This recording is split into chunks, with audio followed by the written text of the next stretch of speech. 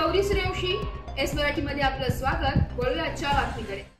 यवतमाळ जिल्ह्यातील पुसद तालुक्यात एक विचित्र आणि धक्कादायक प्रकरण समोर आलंय। या जिल्ह्यातील खर्शी गावातील शेतकरी केशव शिंदे यांनी आपल्या शेतातील एका झाडाची किंमत तब्बल 5 कोटी रुपये असल्याचा दावा केला होता, पण शास्त्रीय तपासणीमध्ये हे झाड रक्तचंदनाचे नसून केवळ 11,000 रुपये किमतीचे बीजासाल प्रजातीचे असल्याचं निष्पन्न झालंय।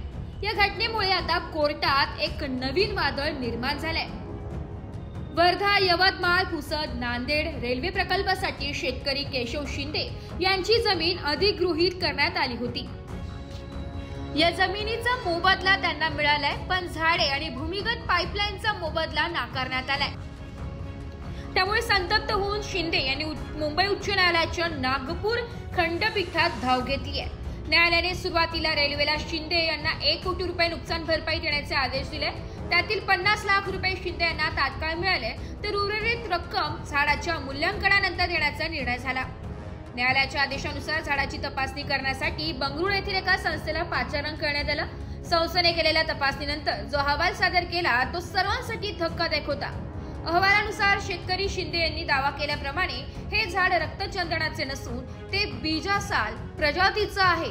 याची बाजारपेठेतील किंमत फक्त 11,000 रुपये आहे असे या अहवालात नमूद करण्यात आले। या अहवालाच्या आधारे रेल्वेने आता न्यायालयात एक नवीन अर्ज दाखल केलाय।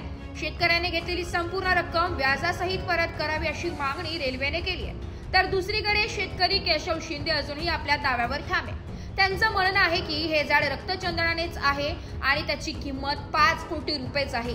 त्यामुळे या प्रकरणाचा अंतिम निकाल काय लागतो याकडे आता सगळ्यांचं लक्ष लागून आहे।